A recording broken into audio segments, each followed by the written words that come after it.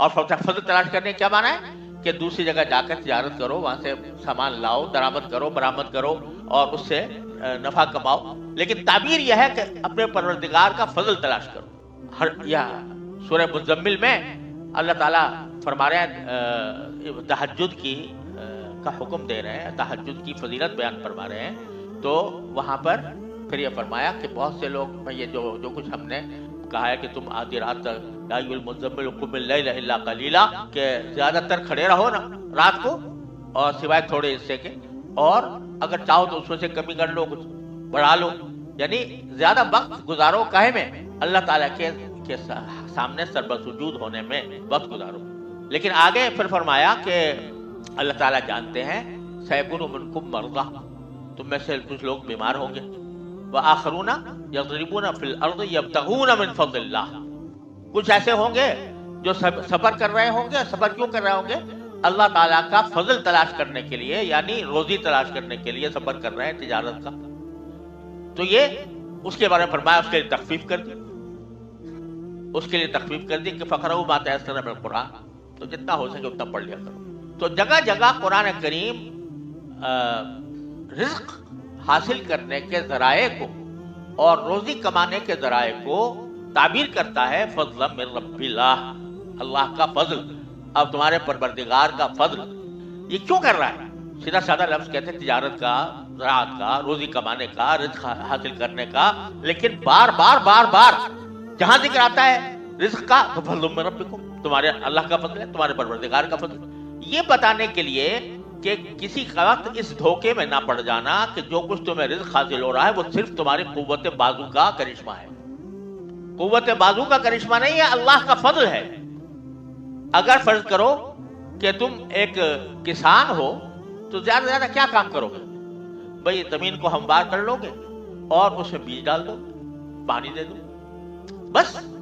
اس بیج جو ہے وہ اندر جا کر کس طرح پرورش پر پائے گا کہ چھوٹا سا بیج ہے اور اس میں سے کوپل نکل رہی، اور وہ کوپل چھوٹی سی اتنی ہلکی باریک اور اتنی کمزور ہے کہ اگر ایک انگلی سے اس کو مار دو ختم ہو جائے، لیکن وہ کوپل زمین کا پیٹ پھاڑ کر، اتنی بھاری زمین کا پیٹ پھاڑ کر وہ نکل کے باہر آ رہی، اور اس کے اوپر اللہ تبارک و تعالیٰ کی طرف سے اس کے اوپر ہوائیں بھیجی جا رہی ہیں، اس کے اوپر دھوپ پڑ رہی ہے، اس کے اوپر اللہ تعالیٰ کی طرف سے بارش نازل ہو رہی ہے، اور وہ کوپل بڑھ بڑھ کے پودا بن جاتی ہے، پودا بن کر وہ درخت بن جاتی ہے، درخت بن کر تمہارا رزق حاصل ہو جاتا ہے۔ تم کہتے ہو میں نے اگایا، تم یہ کہتے ہو کہ میں نے یہ جو گندم ہے یا چاول ہے یا یہ اجناس ہے میں نے اگائی، انتم تزرعونہ ام نحن الزارعون، تم ہو اگانے والے یا ہم ہیں اگانے والے، قرآن کریم فرماتا ہے۔ تو اب اگر ایک آدمی سب جو وہ کر رہا ہے، کھیتی کر رہا ہے اور شریعت کے مطابق کر رہا ہے، معاملہ بھی مزارعات کا کیا ہوا ہے تو بھی شریعت کے مطابق اس کے تمام احکام اس کے اوپر جاری ہو رہے ہیں، لیکن ساری زندگی کبھی خیال نہیں آتا کہ یہ جو کچھ مجھے مل رہا ہے یہ میرے پروردگار کا فضل ہے، میرے ہاتھ کا کمال نہیں ہے، میرا اپنا کمال نہیں ہے، کوئی دینے والا دے رہا ہے۔ اور اگر بالفرض یہ کہو کہ بھئی میں نے اپنے ہاتھ سے بیج ڈالا تھا، تو ہاتھ کہاں سے آ گیا تھا بھائی؟ اور وہ ہاتھ میں یہ قوت کہاں سے آ گئی تھی کہ وہ بیج ڈا کے اس میں ڈالتے؟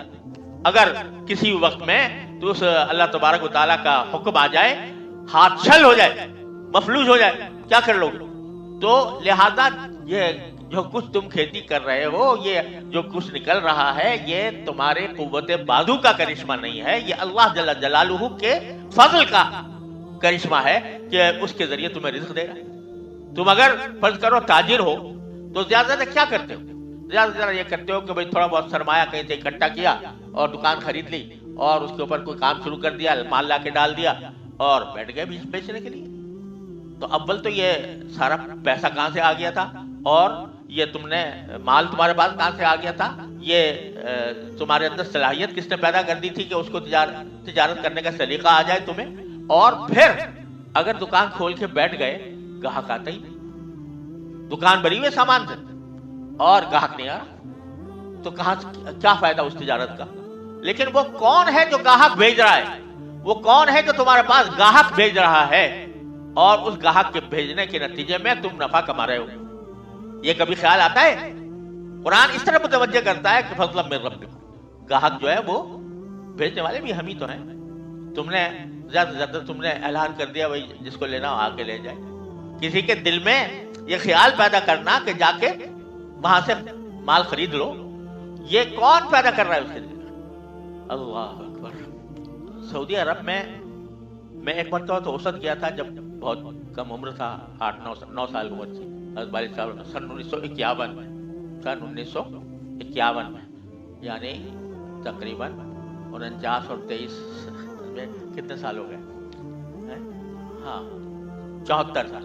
تو اس میں چھوٹا سا تھا، 8-9 برس میری عمر تھی. تو جی ہاں وجہ سے تو، اور وہ ملک سعود کا زمانہ تھا، عبدالعزیز، ملک عبدالعزیز جو اصل بانی ہے مملکت سعودی عرب کا. خیر اس وقت کی باتیں بھی الحمدللہ یاد ہیں. اور اس وقت میں جو منظر تھا، جو ماحول تھا، وہ بڑی حد تک قریب تھا اس عہد صحابہ اور عہد رسالت سے. لوگوں کے اندر سادگی تھی، لوگوں میں تقویٰ تھا، لوگوں میں ذکر اللہ تھا. پھر دوبارہ ذرا کچھ ہوش کی حالت میں جو بعد میں جانا ہوا سن 1963 میں، تقریباً 12 سال بعد. اس وقت میں پڑھ بھی چکا تھا، دورہ حدیث فارغ ہو گیا تھا، پڑھانے لگا تھا. تو میں اور میرے بھائی بلی راضی صاحب ہم دونوں عمرے کے لیے گئے تھے پانی کے جانے. اس وقت بھی جو جا کر دیکھا وہاں کا ماحول، تو اس میں بڑی خیر تھی اور کچھ اسلامی معاشرے کے نظارے نظر آتے تھے. وہاں پر جو لوگ مقیم تھے ہمارے پاکستانی ہندوستانی، وہ تھے کہ جو کسی دنیا کمانے کے لیے نہیں گئے تھے، بلکہ حرمین شریفین کی فضیلت حاصل کرنے کے لیے گئے ہوئے تھے. وہاں پڑے تھے، اس لیے پڑے تھے کہ بھئی یہاں پر جس طرح بھی ہو، تنگی ہو، ترشی ہو، یہاں پر گزارا کریں گے اور اللہ تعالیٰ کر دے گا تو یہیں جنت المعلا میں، جنت البقیع میں اللہ تعالیٰ ہمیں داخل فرما دے گا. تو زیادہ تر ہندوستان پاکستان سے آنے والے جو تھے وہ اس قسم کے. وہاں اس زمانے میں کوئی یہ تیل کی ریل پیل تو تھی نہیں، لہٰذا اس میں کوئی ملازمتیں کوئی اچھی مل رہی ہیں، زیادہ تنخواہیں مل رہی ہیں، ایسا بھی نہیں ہوتا. تو وہاں ایسے لوگ رہتے تھے اس زمانے میں. بڑی خیر. اب جب میں موازنہ کرتا ہوں تو زمین و آسمان کا فرق نظر آتا ہے اس وقت میں اور آج کے وقت. وہاں ایک ہمارے ہندوستانی بزرگ تھے جو وہاں پر رہتے تھے، تاجر تھے، لیکن پڑے تھے اسی لیے کہ بھئی یہاں کی مٹی مل جائے. انہوں نے واقعہ سنایا کہ جی اسی زمانے کا کہ میں ایک مرتبہ ایک بازار میں گیا، کپڑا مجھے خریدنا تھا. تو ایک دکان تھی، اس کے اوپر میں گیا، میں نے کپڑا پسند کیا، بھاؤ وغیرہ طے کر لیا. تو جب بھاؤ طے کر لیا تو میں نے کہا بھائی اتنے گز نکال کے دے دو مجھے پیسے دیتا ہوں. اس نے کہا آپ کو یہ کپڑا پسند ہے؟ کہ ہاں پسند ہے. اچھا یہ قیمت ٹھیک ہے آپ کے خیال میں؟ ہاں ٹھیک ہے. تو ایسا کریں کہ یہی کپڑا سامنے کی دکان میں اسی قیمت پر آپ کو مل جائے گا، جا کے وہاں سے لے لیں. اس نے کہا بھائی میرا معاملہ تو آپ سے ہوا اور آپ ہی سے میں نے پیسے طے کیے، اب پتہ نہیں وہاں کیا. کہہ نہیں اسی قیمت پہ آپ کو مل جائے، وہاں جا کے لے لیں. کہا کیوں؟ آخر میں آپ کو چھوڑ کے جب معاملہ سارا آپ سے ہوا ہے، بات چیت آپ سے ہوئی، سودا آپ سے ہوا، تو وہاں اس کے پاس کیوں جاؤں؟ کہا پہ اس کو چھوڑ دیں، میں کہہ رہا ہوں آپ کو مل جائے گا، لے لیں وہاں سے جا کر. تو آخر میں جب میں نے کہا کہ نہیں میں جاؤں گا نہیں جب تک آپ مجھے وجہ نہ بتائیں.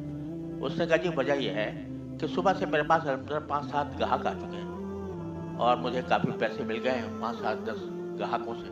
میرا جو سامنے میرا بھائی بیٹھا ہے، اس کو میں دیکھ رہا ہوں صبح سے اس کے پاس کوئی گاہک نہیں آیا، اس کے پاس صبح سے کوئی گاہک نہیں آیا. تو میں اس لیے بھیجنا چاہتا ہوں کہ اس کی بھی بکری ہو جائے. یہ تھا وہ معاشرہ جو پیدا کیا تھا رسول کریم صلی اللہ علیہ وسلم کہ کون ہے جو یہ کہے کہ دکان کھولے بیٹھا ہے اسی لیے بیٹھا ہے کہ بیچے گا، آدمی تیار ہے لینے کو تیار ہے، مگر کہہ رہا ہے کہ یہ مجھ سے مت لو، اس سے جا کے لے لو، کیونکہ اس کے پاس میں نے دیکھا صبح سے کوئی گاہک نہیں آیا. تو کہنے لگا کہ میں حیران رہ گیا اس کی اس بات سے. اور میں نے کہا کہ بھائی دیکھو یہ ایسی بات ہے کہ تو مجھے اس پر عمل کرنا ہی ہوگا. تو میں گیا دوسری دکان پر اور جا کے میں نے دوسرے سے سامان خریدا، کپڑا خریدا. تو اب کس نے اس کے دل میں ڈالی یہ بات؟ کس نے اس دکاندار کے دل میں یہ بات ڈالی کہ میں نہ بیچوں، میرا بھائی جو سامنے بیٹھا ہے وہ بیچے؟ اور کس نے اس خریدار کے دل میں یہ بات ڈالی کہ میں اس کی بات مان کر وہاں چلا جاؤں؟ اگر یہ خرید کے چلا جاتا وہ بیٹھا رہتا. تو یہ گاہک کون بھیج رہا ہے؟ اللہ تعالیٰ. دکان کھول کے بیٹھ جاؤ، سارا کچھ سامان لے کے بیٹھ جاؤ، کوئی زبردستی ہے تمہاری کسی کے اوپر کہ وہ آ کر تم سے سامان خریدے؟ بھیجنے والا کوئی اور ہے، وہی بھیج رہا ہے۔ ہمارے بڑے بھائی جو مولانا ذکی کیفی صاحب مرحوم، اللہ تعالیٰ ان کی درجات بلند فرمائے، وہ دکان تھی ان کی ذرا اسلامیات لاہور میں، تو کتابوں کی دکان تھی، تو وہ بھی دینی کتابیں اب بھی ہے وہ دکان ان کے بیٹوں کے پاس ہے۔ تو وہ خود اپنا واقعہ بتاتے ہیں کہ ایک دن میں صبح کو جب بیدار ہوا تو سخت بارش ہو رہی تھی، تیز بارش موسلادھار، اور سڑکوں میں پانی کھڑا ہوا تھا، چلنا مشکل تھا۔ تو میرے دل میں آیا کہ آج دکان جا کے میں کیا کروں گا، کیونکہ اس بارش میں کون ہوگا کہ جو کوئی دینی کتاب خریدنے کے لیے آیا۔ اگر فرض کرو کوئی اسکول کی کتاب ہو، کوئی کالج کی کتاب ہو، اس کی امتحان ہو رہا ہو، اس کے لیے ضرورت ہو، ایسا کچھ ہے نہیں، میرے پاس تو دینی کتابیں ہیں ساری، تو اس بارش میں کون میرے پاس خریدنے آئے گا، لہٰذا میں آج چھٹی کر لوں تو اچھا ہوگا، دل میں یہ خیال ہے۔ لیکن چونکہ بزرگوں کے صحبت یافتہ تھے، حضرت تھانوی رحمۃ اللہ علیہ کے بہت لاڈلے تھے، تو حضرت کہہ لیں گے دوسرا خیال یہ آیا کہ ارے بھائی کیا سوچ رہے ہو تم کہ گاہک آئے گا نہیں آئے گا، گاہک بڑھانا تمہارا کام ہے، تمہارا کام تو دکان کھول کے بیٹھنا ہے، گاہک بھیجنا تو کسی اور کا کام ہے، تم اپنے حصے کا کام کر لو، اس کے بعد پھر اللہ پر چھوڑ۔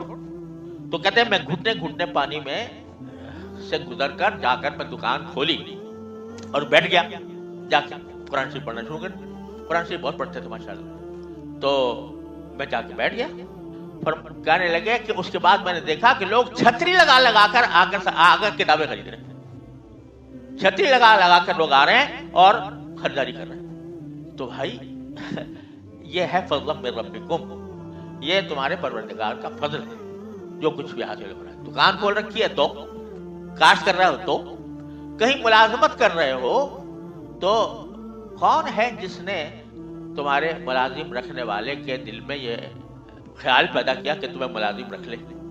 کتنے ہیں جوتیاں چٹکھاتے پھرتے ہیں، ڈگریاں بھی لے کے پھرتے ہیں اور ملازمت نہیں ملتی۔ تو اس جس کے پاس تم جا کے ملازمت کر رہے ہو، اس کے دل میں یہ خیال کیسے آیا کہ تمہیں رکھ لیں؟ تمہارے پاس کوئی طاقت تھی کہ اس کو مجبور کرتے کہ میرے ملازم رکھ لو؟ پھر اس ملازمت کے پہلے تمہیں اہلیت کس نے دی، کہاں سے آ گئی؟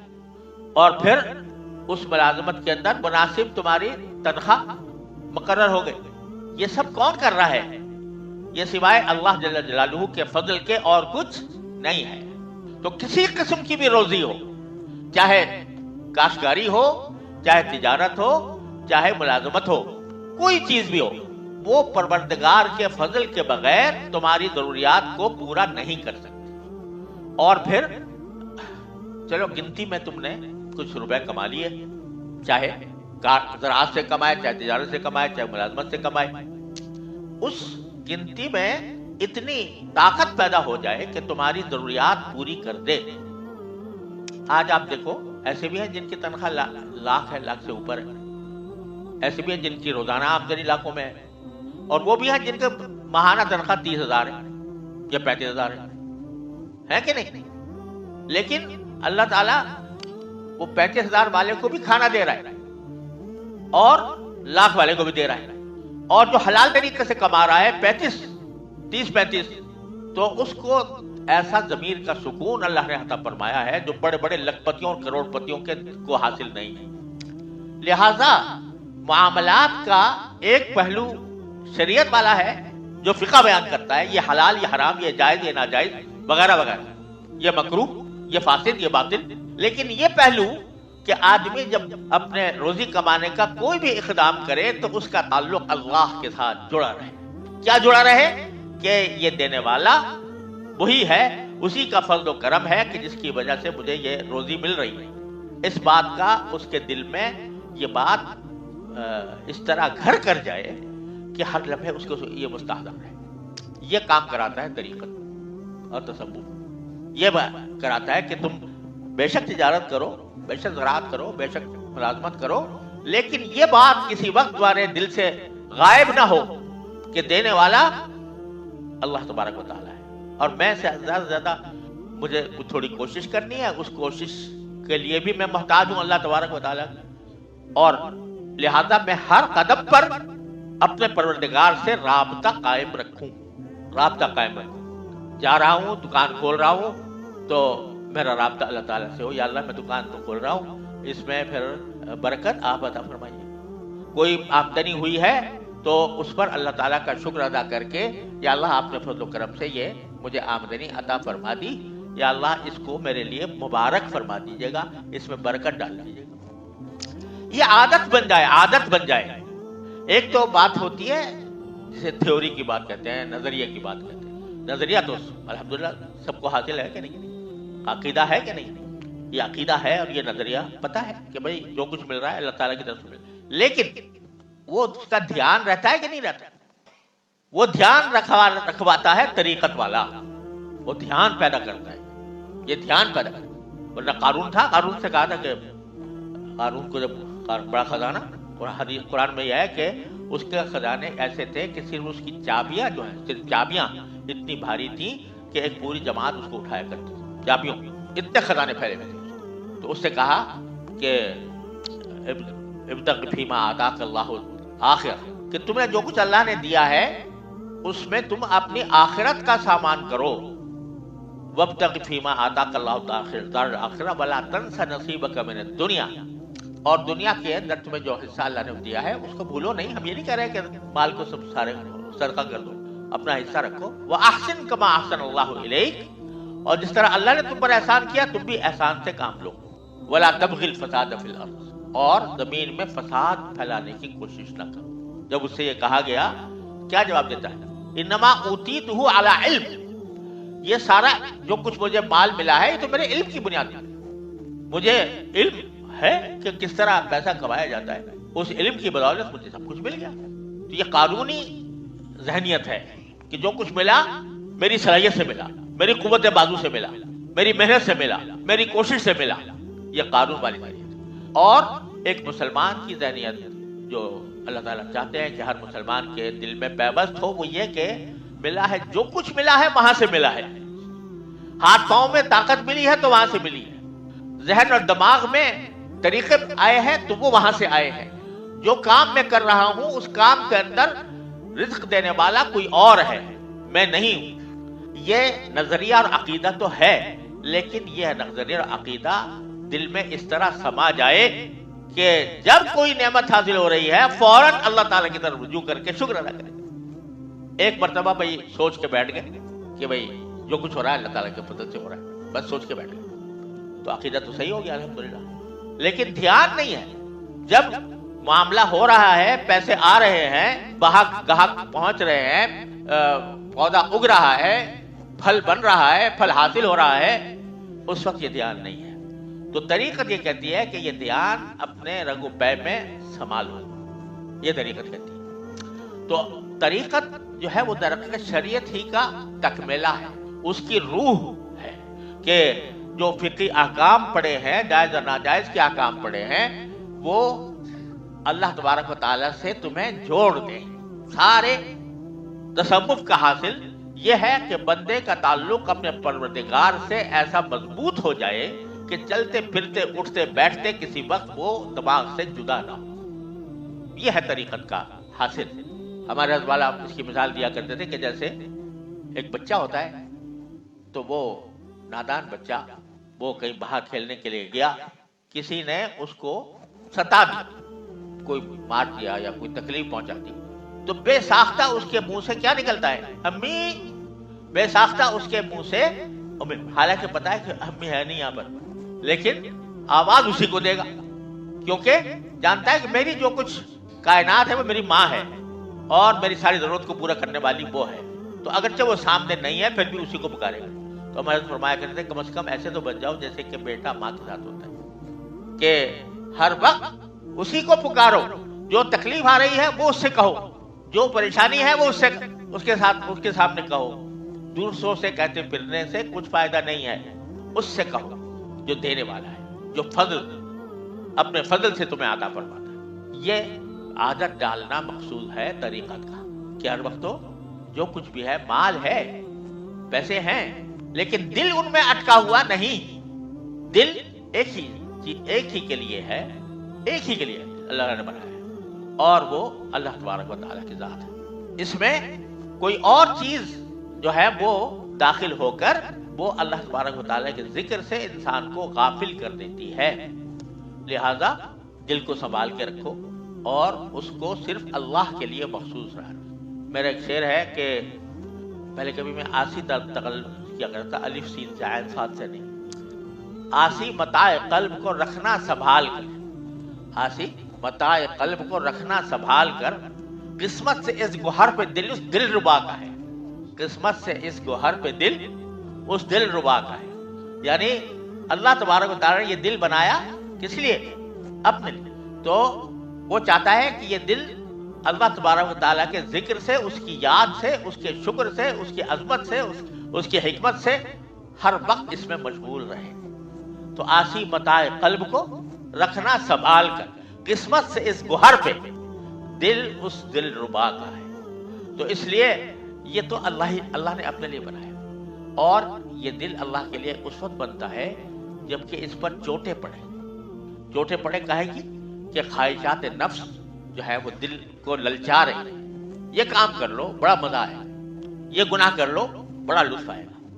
یہ خواہشات نفس اور شیطان انسان کو اس طرف لے جا رہے ہیں۔ لیکن جب آدمی دل پر چوٹ لگا کر کہتا ہے کہ نہیں، یہ خواہشات، میں اس خواہشات کے پیچھے نہیں چلوں گا، میں تو اللہ کی خاطر خواہشات کو کچل کے رکھوں گا، تو جب وہ کچلتا ہے تو اس کچلنے کے نتیجے میں باری تعالیٰ کا قرب حاصل ہوتا ہے۔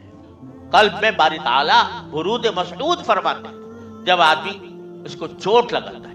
تو جتنی چوٹیں لگاؤ گے، یعنی چوٹیں لگانے کے معنی یہ کہ نفس کی خواہشات اور گناہوں سے اس کو بچاؤ گے اور اس کو یعنی ان خواہشات کو تباہ کرو گے، تو وہاں پر اللہ تبارک و تعالیٰ نزول فرمائے۔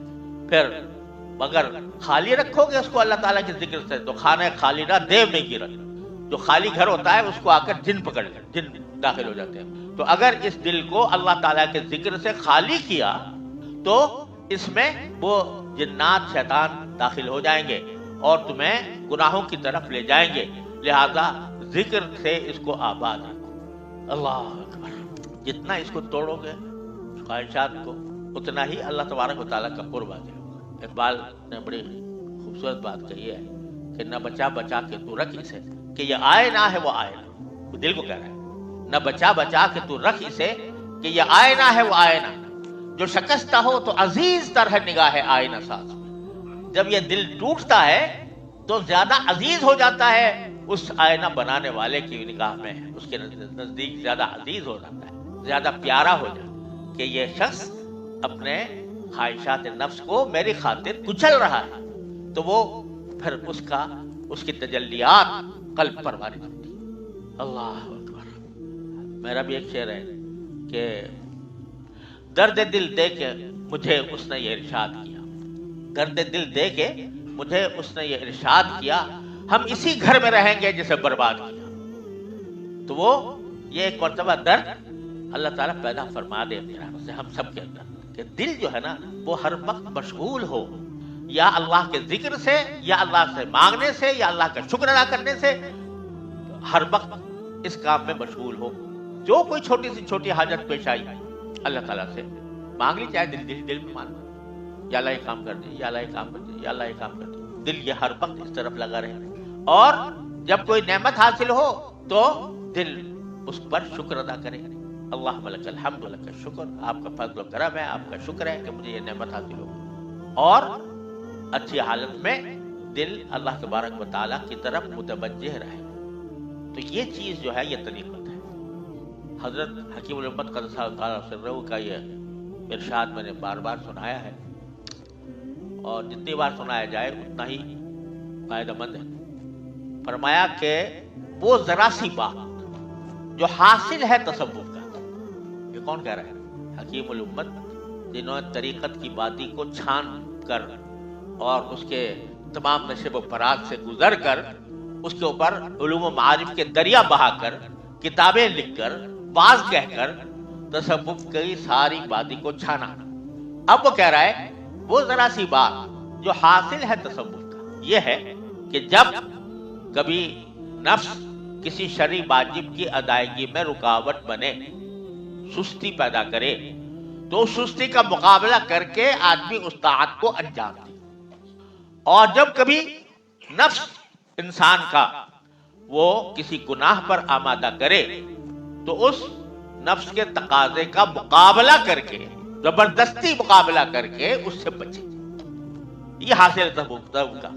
और फरमाया जिसको ये हासिल हो गया तो समझो कि तरीकत का मकसूद हासिल हो गया। और फरमाया कि इसी से ताल्लुक मा अल्लाह पैदा होता है, इसी से बाकी रहता है और इसी से तरक्की करता है। चोटें लगाओ दिल पे, चोटें लगाओ, ये ख्वाहिश हो रही है नहीं करूंगा, ये ख्वाहिश हो रही है नहीं करूंगा, ये मुतालबा हो रहा है मुझसे शरीयत का, तो चाहे दिल मान रहा हो ना मानो करूंगा। बस ये है हासिल सारे।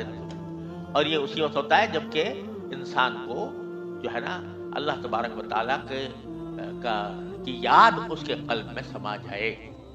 क्या हर हर कदम पर, हर हर मरहले पर इंसान को अल्लाह तबारक व तआला का जिक्र उसका दिल करना हो। तो यह है तरीक़त। और इसका हासिल करना भी इतना ही जरूरी है जितना कि शरई अहकाम पर अमल करना। और शरई अहकाम पर अमल इसके बगैर अधूरा। जब यह हो जाता है तो फिर इंसान का दिल अटका हुआ सिर्फ अल्लाह के साथ। जाहिर में वो सब कुछ कर रहा होता है, दुनिया के काम भी कर रहा है, सभी अंजाम दे रहा है, खा भी रहा है, पी भी रहा है, सो भी रहा है, तिजारत भी कर रहा है, मगर दिल एक ही तरफ। हमारे अज़वाली साहब उसकी मिसाल देते थे कि जैसे कुतुब नुमा होता है ना, कुतुब नुमा जो है उसकी सुई हमेशा शुमाल की तरफ रहती है ना।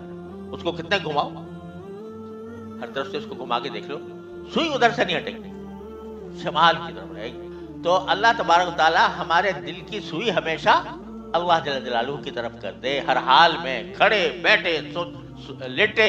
अल्लाह क़ियामन व क़ुऊदन व अला जुनूबिहिम, कि जो अल्लाह को याद करते हैं खड़े भी, बैठे भी, लेटे भी। व यतफक्करूना फ़ी ख़ल्क़ि समावाति वल अर्ज़, और सोचते रहते हैं इस आसमान और जमीन की तख्लीक के बारे में। रोज देखते हैं सूरज निकल रहा है, रोज देखते हैं चांद निकल रहा है, रोज देखते हैं बादल आ रहे हैं, लेकिन कहां से आ रहे हैं, कौन निकाल रहा है, उसकी तरफ ध्यान आमतौर से नहीं जाता। जब अल्लाह जल्ल जलालुहु का जिक्र, उसकी याद दिल में समा जाती है तो सूरज देखेगा तो वहां भी अल्लाह ही नजर आएगा, चांद देखेगा वहां भी अल्लाह ही नजर आएगा, बादल उमड़ेंगे तो वहां पर भी अल्लाह ही नजर आएगा। तो वहां दर हकीकत वो इस तरह उसकी जिंदगी गुजरती है, तो वो फिर अल्लाह जल्ल जलालुहु का लाडला बन जाता है, लाडला बन जाता है। हमारे मशहूर एक शायर थे बहजाद लखनवी, मरहूम, नाते बहुत अच्छी कहते थे, गजल भी कहते थे। उनका एक शेर है मुझे बहुत पसंद है कि वो कहाँ का राह रो है, उसे क्या मिलेगी मंजिल। वो कहाँ का राह रो है, राह रो कहते हैं ना मुसाफिर को, वो कहाँ का राह रो है, उसे क्या मिलेगी मंजिल, जिसे हर कदम पे हर सू तू ही तू नजर ना आए, जिसे हर कदम पे हर सू तू ही तू नजर ना आए। तो ये बात पैदा होती है मुजावलत से, सोहबत से, तफक्कुर से, सोचने से, कि आदमी जब तिजारत भी कर रहा है, रोजी भी कमा रहा है, लेकिन ज़हन इस तरफ रहे कि ये फजल कहीं और से आ रहा है। जो जो ये मश्क करेगा बंदा, तो उसी तरह उसको फिर हर जगह अल्लाह ही अल्लाह नजर आएगा।